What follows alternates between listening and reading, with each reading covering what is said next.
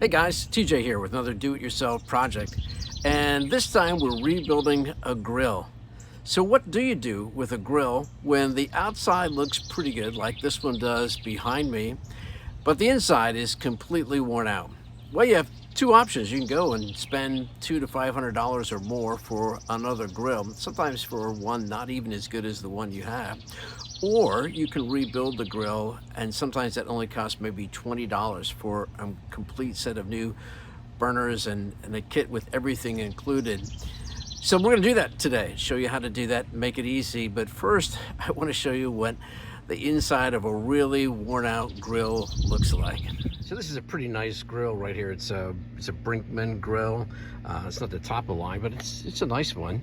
And the outside is pretty good. Now, what I have done is I've actually taken some black spray paint and touched it up, and then I got some more cleaning to do. But what I want to show you is what's really bad, and that is the inside. That is what a bad grill looks like. Now, one thing you can do to help even out the wear on a grill is to not use the same side all the time. I tend to use the right side and I try to use the left. You can switch the parts back and forth, but eventually, sooner or later, man, the grill just gets really bad. And if I take this piece out, you can see those parts there are worn out, and particularly this piece right here is worn out. So what are we going to do? Well, we're going to replace them, and you can do that. You can do it with a really simple kit. I got this off Amazon. You can get the same Brinkmann grill. Make sure you get the right grill number. And we have the replacement burners. We have the burner covers, and we have these little transfer pieces that go between them and the bolts that come with it. I've got a putty knife. They're going to help you just clean it. A little WD-40 that never hurts. And then, of course, some gloves. And I recommend a strong glass of iced tea. So let's get to work. All right, these grill pieces come out pretty easily. Once you unscrew the one screw that holds them in, you can pull them right up. So here's where the screw is. You unscrew that, and then you're good to go pulling those out. You gotta watch where the grill has the lighter on it. You wanna make sure you don't damage that. So those two are coming out. There's two others that we're having trouble with, but those are two that I rarely use. So I'm probably going to just leave those because there's a bolt underneath that is rusted tight, and I cannot get the channel locks on it. But there's no real reason to wrestle with that because those burners actually look pretty good. So we're going to leave those, and we'll have two extra for another day. So I'm going to put those in, but first I'm going to clean out the bottom of the grill and spray it with some grill cleaner.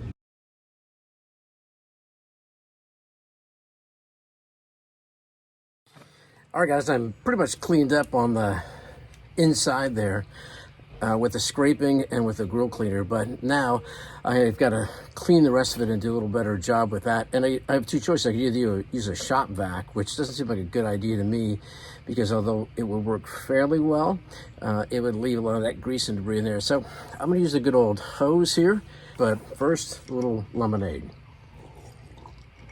mixed with iced tea. All right, guys, this is what it looks like cleaned up. You can see I left those two grills in there that were in good shape and then cleaned the rest of it up.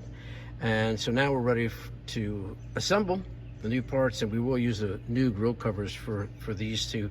All right, guys, these grill pieces just slide right in there and into the slot. So I'll show you this one right here.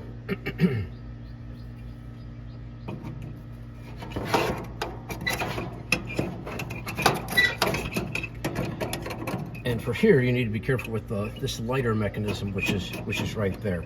So then you want to tighten your screws back down where those are, and then we got to put in the pieces in between.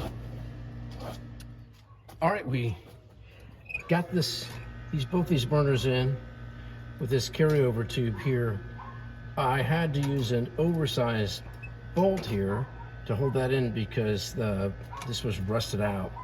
I replaced this carryover unit here because that was still good. And once again, these burners are still good, so we're going to go ahead and use those. And that's what those look like there, and looking good, I think. Okay, we got the burners in here and those crossover pieces in, and those crossover pieces need to go all the way across.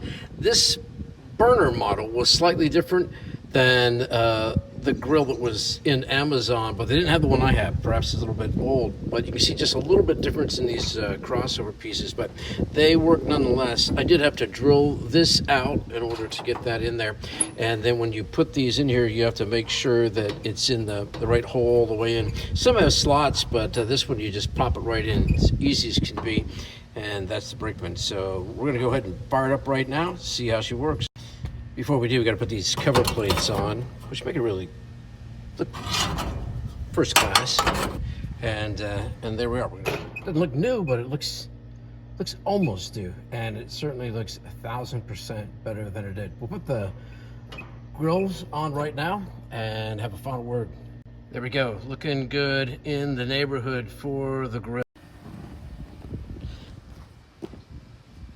This is TJ wrapping up another do-it-yourself session, and I hope you found this helpful, and hopefully you can recycle your grill. This helps with the environment, obviously, but it saves some money. You can spend that extra money on something for a family, maybe go buy a smoker or something to add to it.